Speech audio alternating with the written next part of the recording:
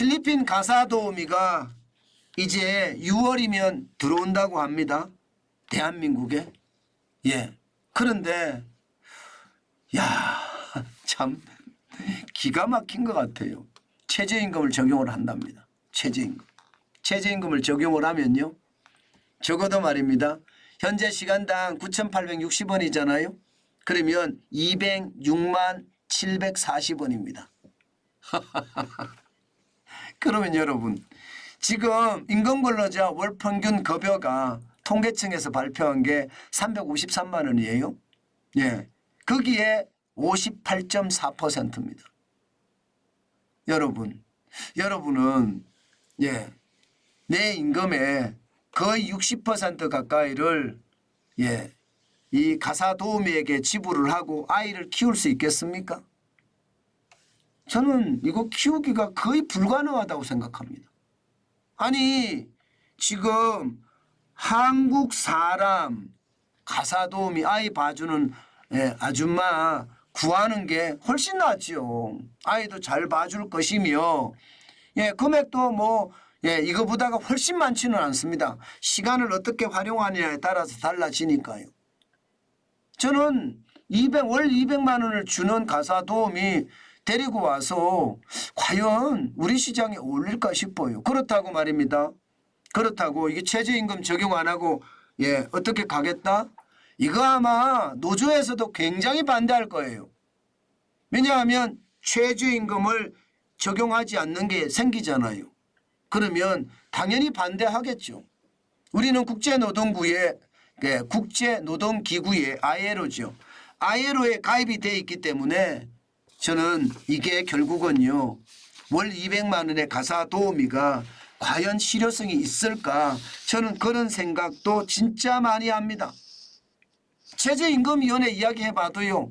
이게 별도로 적용할 수 있는 그런 법률이 없다고 합니다. 게다가 외국인이라고 차별 대우할 수 없다. 이게 ILO 규정이거든요.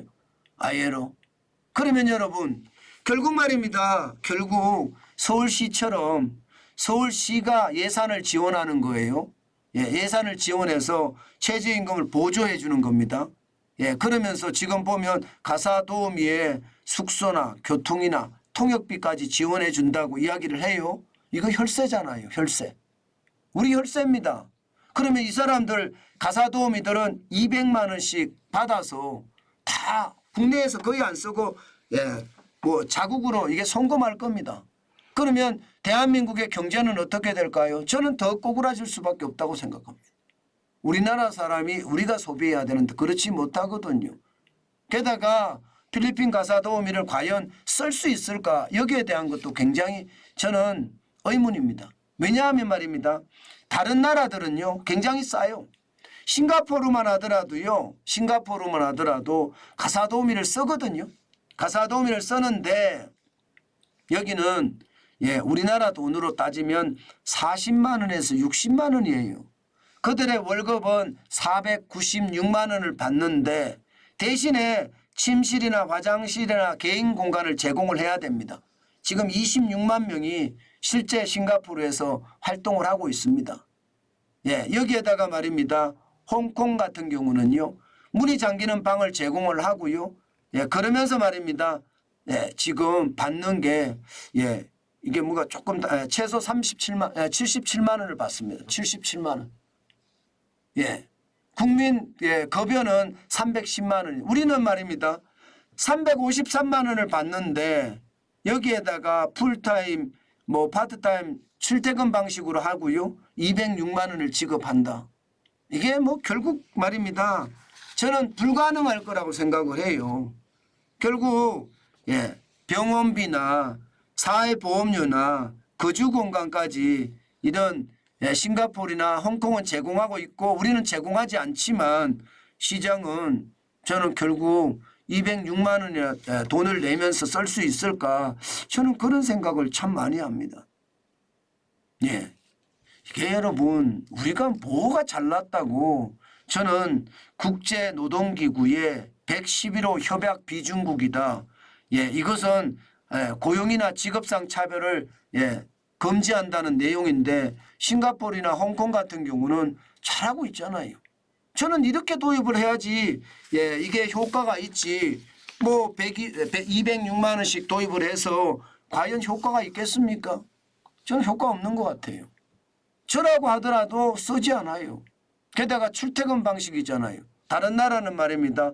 공간을 제공하고 집에서 자고 있습니다. 그러면 아이를 언제든지 맡길 수가 있거든요. 예, 저는 이런 것을 보면서 참 우리나라는 뭘 하든지 졸속이고 뭘 하든지 제도의 얼매에서 예, 결국 시너지를 내지 못하는구나 그런 생각도 많이 듭니다.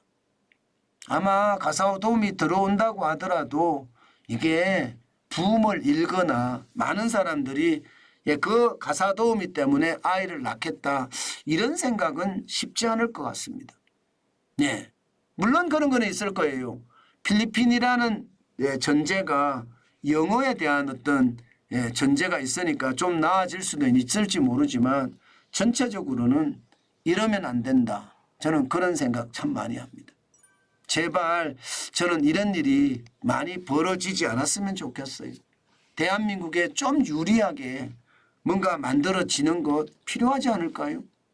아니 206만 원씩이나 주면서 가사 도우미를 쓸 수 있는 그런 여건이 되나요? 저는 그런 여건 안 된다고 봅니다. 한번 두고 보시자고요. 앞으로 어떻게 이게 될지. 사실 제일 중요한 것은 저출산 문제 해결이잖아요. 저출산 문제를 해결하려고 그러면 다른 방법도 굉장히 많다. 그런 방법도 강구해야 된다. 그 말씀 또 한번 올려봅니다.